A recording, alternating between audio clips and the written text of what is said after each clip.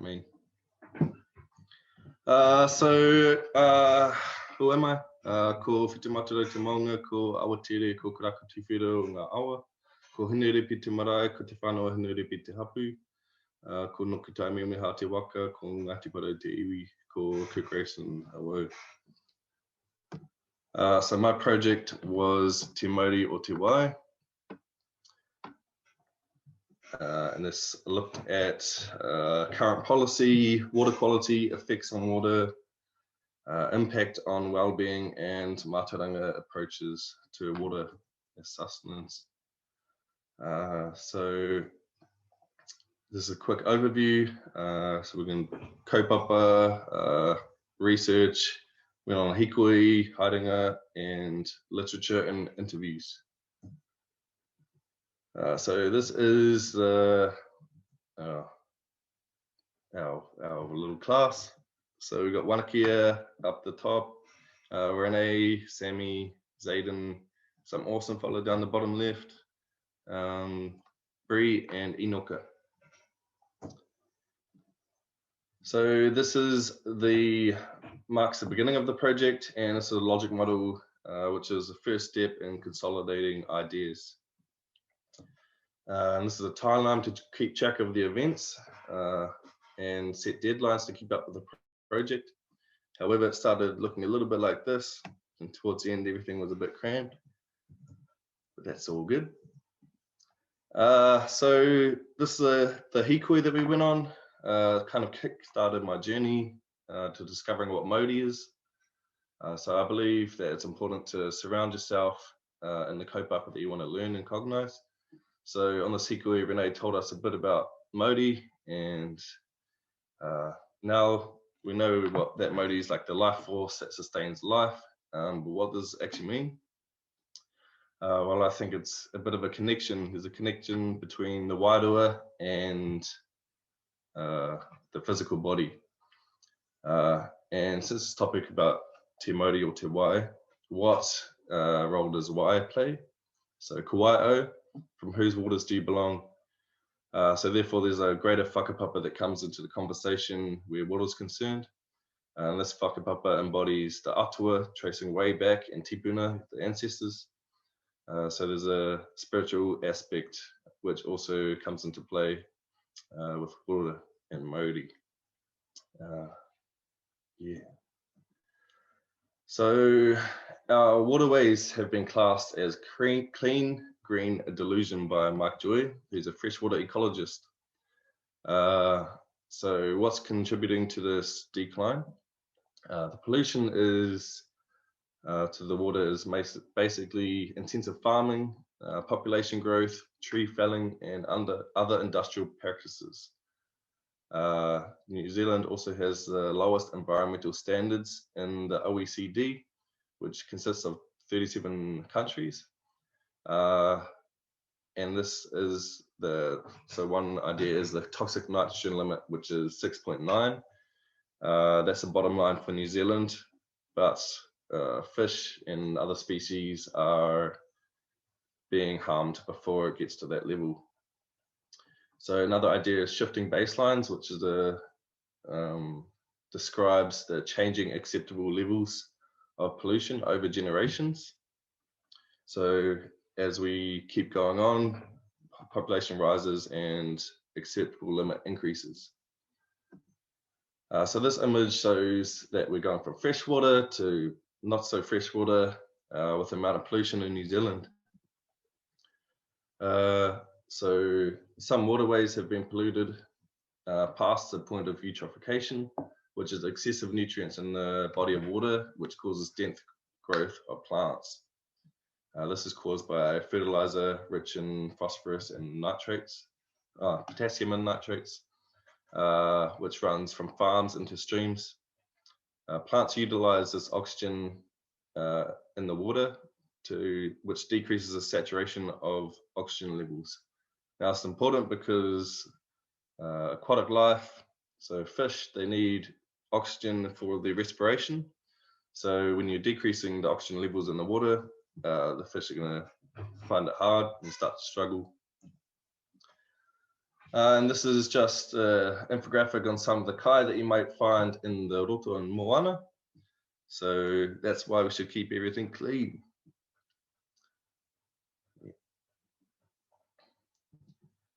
So this is the whakapapa of Wai, or one of them. So it starts with the separation of Ranginui and Papatūānuku by tēnei.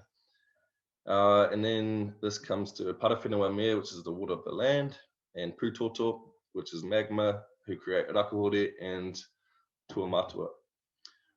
So you may not think that rocks and stones play a big role, but actually they provide the whare of the fish.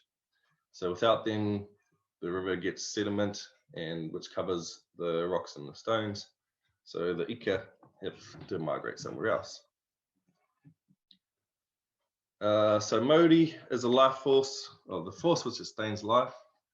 However, there's also a wider meaning. So much like the wind, you cannot see mauri, but you can see the effect of it. You can even feel it. For example, after a big night in the waipiro, and you go for a swim or even a cold shower in the morning, you feel refreshed and rejuvenated. This is another quality of mauri, which we'll touch on a bit later as well. And so it can be imbued into other things. So this shows the effect of mauri in water, how you can see the differences. So if we look on the left, it's waikino. So this water is contaminated with excess nutrients and algae, and there's sediment on the bottom which is covering the stones and rocks. So therefore it's uninhabitable for aquatic life. So the mauri of this Wai is no longer conducive to life, and therefore can be classed as waikino. It's unsafe to swim and drink from. And if we go across, this is Wai Māori. So this water is clean. Wai Māori, this water is clean, fresh, and a suitable oxygen level. The rocks and stones at the bottom provide a whare for the fish, and therefore it's favorable for aquatic life. The mauri provides sustenance and nourishment. So it's safe to swim and play around this water. So this is just a picture of our hikoi that I recently went back to. And I saw a few tuna swimming around. So I just thought to myself, oh yeah, this water must be Wai Māori. So it's good water. So now we're going on to matariki, and in particular Waiti and Waitā. So Waiti is freshwater and Waitā is saltwater. And they are arranged as Waiti is above Waitā because of the natural flow that occurs with the water coming from the maunga to the moana. And so that's why most of my research is based on the freshwater because of the natural flow that occurs. And so if we look after our freshwater bodies, we can minimize pollution that's occurring to our shorelines. So now looking at policy, the Kahu Wai Māori group was established to help the analysis of freshwater policy, and they proposed the Te Mana o Te Wai framework, which aims to restore the health of Wai, and it embodies obligation, principles, and leadership into one systems-based approach. However, following this implementation, in the Eastern Bay of Plenty, the High Court ruled an appeal against the tangata whenua, which is Ngāti Awa, to continue the extraction of 1.1 billion litres of water from the Otakere aquifer. So even though this goes against the principles of Te Mana o Te Wai, detailed in the National Policy Statement of Freshwater, they've continued to do it. And this holds massive implications on the kaitiaki relationship, as well as the mauri of Wai. So this was our haerenga to Rotorua with Ranginui. And on this trip, we went to Okere Falls, and which was once a hydroelectric power station. However, it was taken down due to the mana whenua invoked by Te Arawa. So this restored the natural beauty of the waterfalls, reintroducing mauri to the water. And during this trip, we also planned ramakura, and this is our great catch, limited to 2. And this was because we went in the tangaro or tamate phases of the maramataka, which is another important learning point. So this wasn't the only thing, there were also earthquakes in the morning, which probably didn't help our chances either. So yeah, this is just a little picture of my tutoakana and I going fishing in Moko, which is down by New Plymouth. And when we go according to Maramataka during Tamate Tangaro, we get a big catch, and when we go outside this period, the catch isn't so good. So how can we promote health of our waterways? The Millimetre Stream project looks at replanting the riverbanks because vegetation acts as a filter for runoff from farms. So there's going to be less fertilizer going into the waterways, leading to decreased eutrophication. And so the oxygen levels are going to be a bit higher as well. So in addition, the aquatic life will no longer have to battle with the high toxic load from the fertilizers. So an organization which is also helping is Te Arawa Lakes Trust, which acts as kaitiake for Rotorua Lakes and has been noted to be improving 3 of the lakes, so Rotorua, Rotoiti and Rotoehu. And then this is mainly done by phosphorus locking. So that process decreases the effect of phosphorus on eutrophication, so increasing the oxygen level. In addition, Te Arawa Lakes Trust has also a strategy to decrease the use of harmful fertilizers. So they have a $40 million budget to buy back these fertilizers from farmers. So this brings me to one of my case studies interviews with Debbie from Healthy Families Waitakere. And Debbie's work was based on how to implement better drinking strategies or drinking habits with rangatahi. So the first thing to think about was there a policy in place? And the current policy is that 1 fountain per 60 students. And at Hoane Waititi, they didn't meet this policy. And they also had fountains which weren't in working order. So the students would go to the nearest dairy and buy the cheapest drink, which just happened to be a bit of fizzy.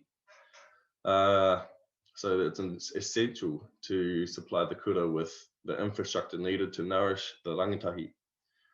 So to do this, Debbie challenged the students to create a whakapapa for the fountains, including the new ones that she had put in. So this involved whanau, rangatahi, whakapapa, atua, wai, and mauri. And the idea was that nourishment of Wai Māori doesn't just come from the drinking fountain, but from the tipuna and atua. And from this, a lasting approach to wai was implemented, so that even when she was gone, they still were able to practice drinking water. So another case study was Janell from Fizz whanau. And the idea of Fizz whanau was to decrease the rise in chronic diseases amongst Māori. This is because the different states of water are important to consider, as all have different implications on Māori.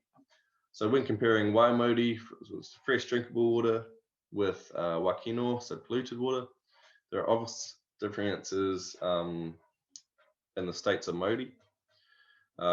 One is conducive to health and well-being of a person, whereas the other one, the Māori, has been corrupted. So when considering fizzy drinks, it's important to consider the effect that they have on health.